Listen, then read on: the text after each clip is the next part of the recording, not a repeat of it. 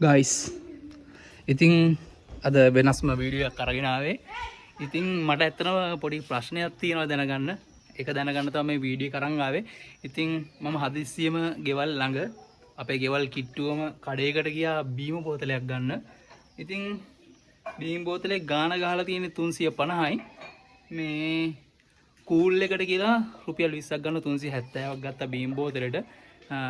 රුපියල් 20 නෙමේ ප්‍රශ්නේ. මට දැනගන්න ඕන කවුරු හරි දන්න කෙනෙක් ඉන්නවනම් මේකට කමෙන්ට් එකක් දාන්න. එහෙම කූල් එකට සල්ලි ගන්න එක ඒ කියන්නේ නීත්‍යානුකූලව මොකක් හරි අවසරයක් දීලා තියෙනවද නැත්නම් එහෙම ඒක එහෙම යාලා එහෙම ගන්න එක වැරදි දෙයක්ද කියලා දන්නේ නැති නිසා අහන්නේ දැනගන්න.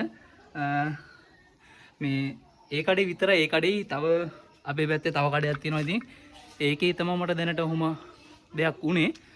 තව අපේ කිට්ටුව තියෙනවා තව ෆුඩ් සිටියා නම් ඒ වගේ නම් එහෙම කවදාවත් අරගෙන නැහැ. මේ පොඩි කඩවල වල තමයි මෙහෙම ගන්නෙ. ඉතින් බීම් බෝතලයක් එක බීම් බෝතලයක් ගත්තොත් 20යි. එක බෝතලයකට 20ක් ගන්න නම් බීම් බෝතල් 10ක් ගත්තොත් රුපියල් 200ක් එතන. එතකොට හැම ඒ කියන්නේ බීම් බෝතලෙ විතරක් නෙමෙයි හැම දෙයකින්ම මේ වගේ කූල් එකට ගන්නවා නම් අයිටම් 10ක් විතර ගත්තොත් එක පුද්ගලයෙක්. එතකොට එහෙම ගන්නවා නම් ඉතින් ඊට වඩා හොඳ යාලා මේ එහෙම කඩ වහලා දාන එකනේ. ඉතින් මේ බීම් බෝතලයකින් යාලට ලාභයක් දීලා තියෙනවනේ.